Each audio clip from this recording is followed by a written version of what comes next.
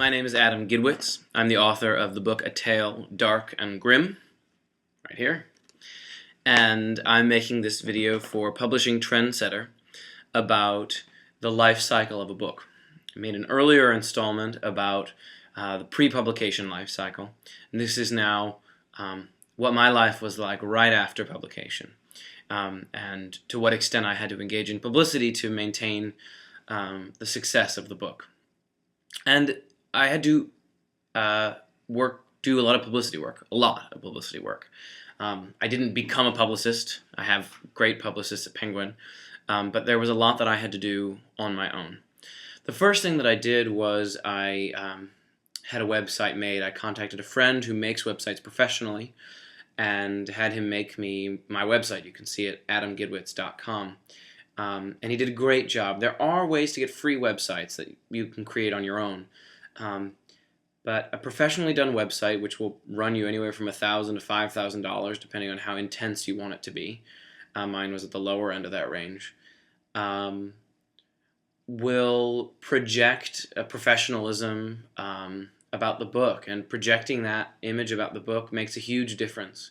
I, in fact, even find the hardcover of my book looks beautiful, but the paperback, which just came out in August, has got all the the praise on the inside and the back, and it just makes it feel all that much more like a real book. Everything that you can do to make your readers feel comfortable that this is a serious book that you've produced, you should do.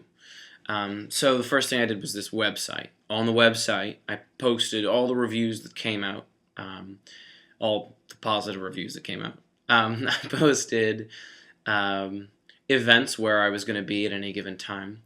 A friend of mine made a trailer for the book, and he's a professional again. He's a professional animator and director of animation. And Penguin agreed to pay him to make this trailer. And so that's also on adamgidwitz.com. You can see it. But again, I've seen book trailers that look unprofessional, and those are not worth posting. In fact, far better to have no trailer than something that looks amateurish, at least in my opinion. Because again, you want to instill confidence. I mean, before they open the book, you want them to expect that this is going to be a great book. And if things feel shoddy around the book, from the production of the book itself, especially to your work with the website or the trailer or whatever, they're not going to have faith that the book itself is at the highest level of quality, fair or unfair. So I also have on the website a list of subscribers, and I send them very occasional emails. Maybe I should send more. Probably I should. But I would never send one a week. Even one a month is just probably at the most that I would want to send it, because you don't want to feel like you're pestering them. You've already written your book. They've already read it. But it's a good way to keep people thinking about the book. In addition to the website, I spend a lot of time visiting schools. And the way that I started doing this, my book's a middle grade fiction. I just contacted everyone I knew who worked at a school. And it was helpful that I'm a teacher, so I know a lot of them. And I got the name of the head librarian at the school, and then I sent the librarian an email saying, I've written this book, and would you be interested in having me? And at first I wasn't asking any honorarium at all. And now I can ask for an honorarium. But regardless of the honorarium, what's great about the school visit is that you get to introduce the book to tons of readers. They're very enthusiastic, because usually they've been let out of math class to come see you, so I mean, you're a superstar already. And at the school visits, I tell Grimm fairy tales, frightening Grimm fairy tales, and then talk a bit about the process of the book. But I've found at conferences, at school visits, kids want to be entertained, they want to laugh, they want to be afraid, they want to...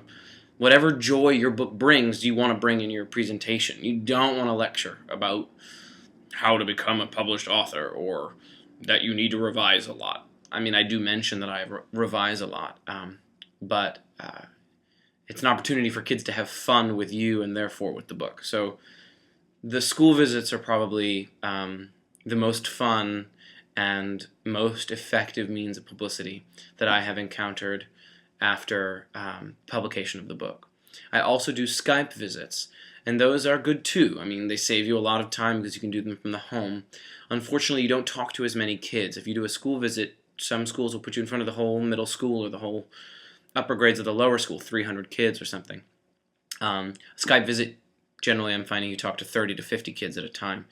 That said, it's very efficient, it's cheaper for the school, it's cheaper for you, and it's a great way to get into the schools, into the kids' hands. Now, if you're not a children's writer, maybe this is not helpful, but for those who write for young adult and under, school visits have been phenomenal for me, and super fun, because in the end, I'm creating a positive emotional connection between the readers and my book, between teachers and my book, librarians and my book, but most importantly, I get to have a fantastic time with my readers. And in interacting with them, I am aware of what they like, what they don't like, what makes them laugh. And that emotional connection, which goes just beyond market research, it's not what it is. It's creating that emotional connection with the readers and with the librarians and teachers who are so necessary to create the success of the book. When I can come home and write, I can think about them, those kids, and put the connection that I've made with them right into the next book.